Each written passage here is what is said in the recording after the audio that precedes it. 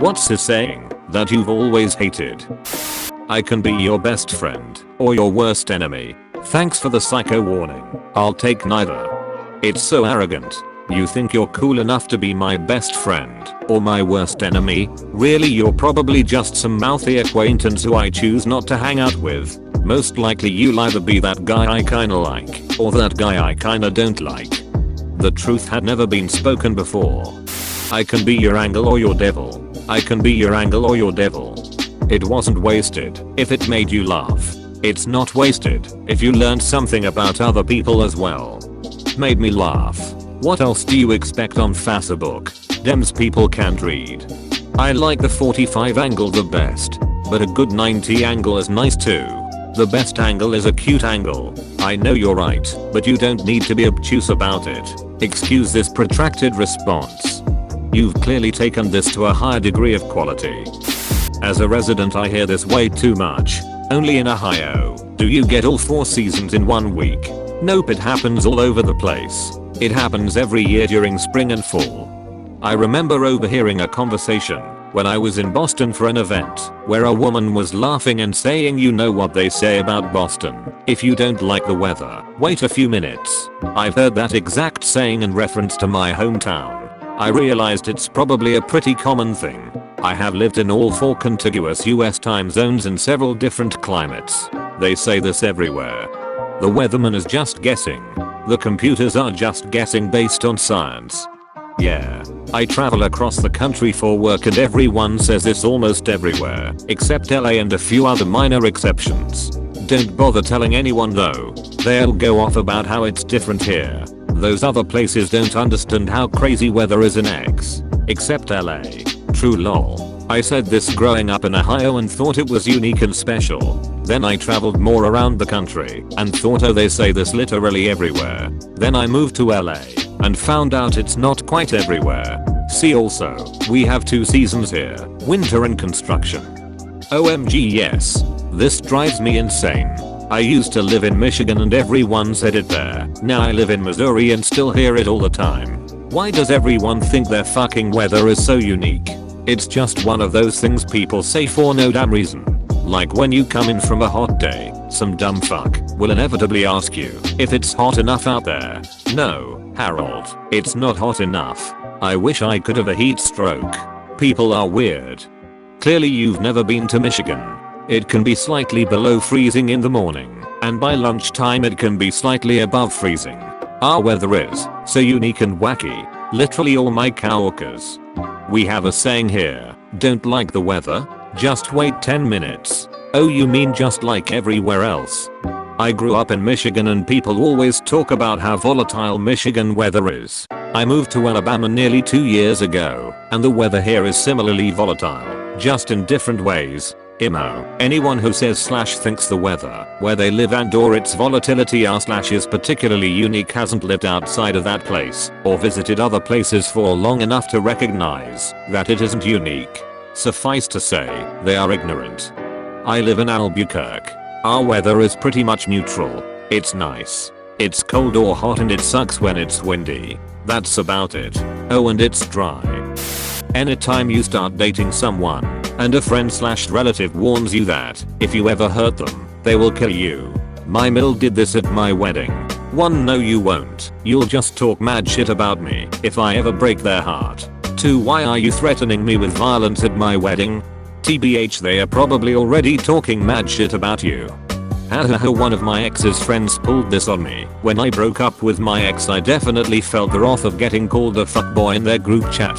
When I left my ex, she was so in the wrong that her family was apologizing to me and on my side. That kinda helped reinforce that I made the right decision. Lol. I was at a wedding where one of the speakers, bride's relative, just went up and gave a drunk 5-minute speech about how he was going to beat up the groom if he ever did anything bad to the bride, and if he had a problem they could settle it right now and take it outside. That was an awkward couple of minutes. When I was in 7th grade, my girlfriend's dad showed me his gun collection and said, let this be a warning.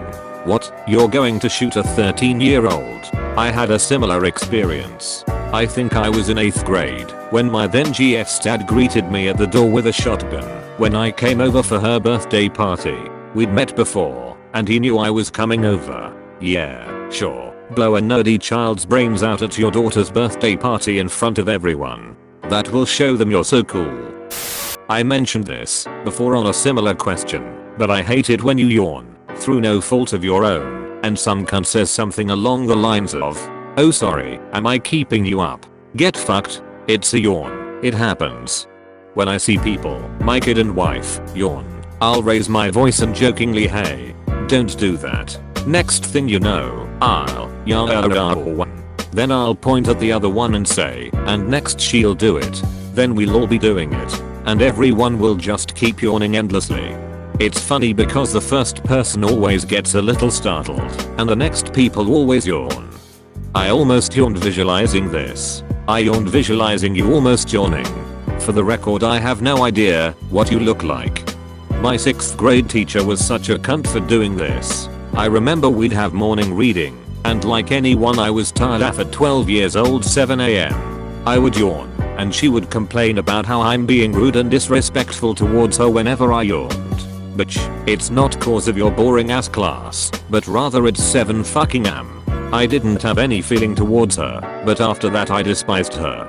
The only way you could out of not being rude when you yawned was to cover your mouth. You can't see my tonsils, so you can't get insulted. Stop crying or I'll give you a reason to cry. I used to get told this all the time as a kid and it just made me cry harder. I never have and never will say it to my kids. My mum said it too, and I'd get more upset, scared what the reason would be. The reason in my childhood experience was getting the shit kicked out of me. Live each day as if it were your last. Okay, I quit my job, bought a Mercedes, and maximumed out all my credit cards on hookers and blow. What will I do tomorrow? Do it until you're right. Do enough blow so today was your last day and you're set. The customer is always right. No, they aren't. Or the variant, the customer is king. I come from France. When a king is abusive, we behead them. Try me, enfoiré. Edit, just to use everyone's favorite saying on Reddit, and as it's topical. Wow, first gold. Thank you, kind stranger. Seriously though, thanks. I like that one a lot more. Flattery will get you nowhere. The opposite is usually true. Nowhere will get you flattery. No, insult will get you somewhere. No, he said the opposite. Iruanai tegli wiret alf. No, it's criticism won't give me somewhere. No. Flattery got you here. Are you working hard or hardly working? God, I hate that saying. I used to say this to a buddy of mine every single day. He laughed the first couple of times, but after a few weeks I knew he absolutely hated it, but I kept it up as long as I knew him. It's been years, but I recently ran into him, and I could tell from the look on his face when he saw me, he knew I was going to say. I said it. If that doesn't build workplace camaraderie, I don't know what does. Yeah, it's great to get it. Sounds like somebody had a case of the Mondays. Cheaters always lose. Couldn't be more wrong, as there are a lot of people who are cheaters that are on top of their game. Just like Thomas Edison. Ray Kroc basically did this with McDonald's. Story time. After the McDonald brothers sold the company to Ray Kroc in 1961 for $2.7 million, he began to take credit for its birth. Suddenly, after we sold, my golly, he elevated himself to the founder, said Richard McDonald in a 1991 interview. I'd recommend watching the movie The Founder. It covers the whole story. If I remember right, he didn't buy them out. He was much more shady than that. The two original owners and founders hired him to open up franchisees across the state and country. Ray did this, but found he wasn't making enough money. He talked to someone, a lawyer, and gave him the idea to buy the property and lease it to the franchise owners. That way, he actually owned not just the store, but the land it sat on. He used this to leverage the original founders out of the equation when they started arguing a lot more frequently, mostly because he basically stole the rug underneath them, and they had no clue. He might have enthralled, bought them out just to shut them up, but I think they originally wanted to sue, but knew they couldn't, because he had more money and better lawyers. It was one man's greed. After living a life of failure, Ray was not successful in any endeavor really before he struck gold at McDonald's, and he took everything he could get out of it. Ray was not successful in any endeavor really before he struck gold at McDonald's, and he took everything he could get out of it. This sentiment about him never makes sense. Clearly he was not successful at anything before McDonald's, otherwise he would have stuck with that thing given his success at it. Clearly he took everything he could get out of McDonald's. That is the entire concept behind pure capitalism. There are a lot of things to question about Ray Kroc, but his previous failures and his ability to maximize shareholder profit for McD's are not among them. It's like when someone says it's always in the last place you look. Of course it is. Why would I look anywhere after? This is why I always look at least one more place for something after I find it. I feel like that's just a disingenuous reading of it though. The implication of it's always in the last place you look is definitely that if you mapped out your plan of where to look, it would have been near the back of it. I always took it as a dad joke, like you're just stating something that's actually obvious but sounds vaguely profound to make people's eyes roll. If you can't handle me at my worst, then you don't deserve me at my best. Hate this one so much. It's often used to justify toxic shitty behavior. No one is entitled to treat others like crap and be excused for it. The kicker, their best isn't really that far off from their worst in most cases. Their best is them not treating you like a piece of shit for 10 minutes. Lol, yeah, pretty much, and that 10 minutes is simply spent treating someone else like shit instead. You clearly just aren't ready for my best. You see, your worst is really bad, and your best is just okay.